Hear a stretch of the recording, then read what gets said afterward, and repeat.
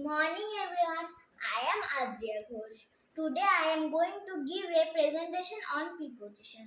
Let's start. কোনো কিছু যদি কোনো কিছুর উপর টাচ করে থাকে তাকে অন বলে। এক্সাম্পল হচ্ছে the doll is on the box. কোনো কিছু যদি কোনো কিছুর ভিতরে থাকে তাকে ইন বলে। এক্সাম্পল হচ্ছে the doll is in the box. কোনো কিছু যদি কোনো কিছুর উপর টাচ না করে থাকে তাকে অ্যাবভ বলে।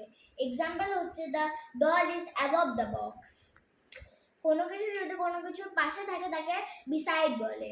এক্সাম্পল হচ্ছে the doll is beside the box.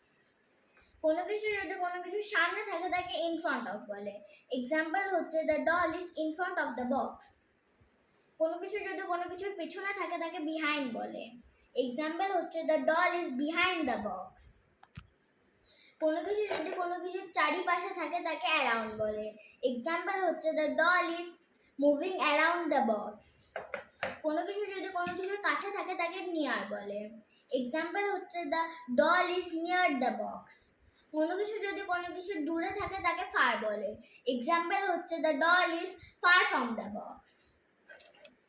কোনো কিছু যদি কোনো কিছুর মাঝখানে থাকে তাকে বিটুইন বলে।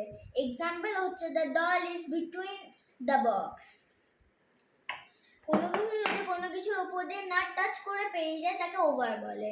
এক্সাম্পল হচ্ছে the doll is moving over the box.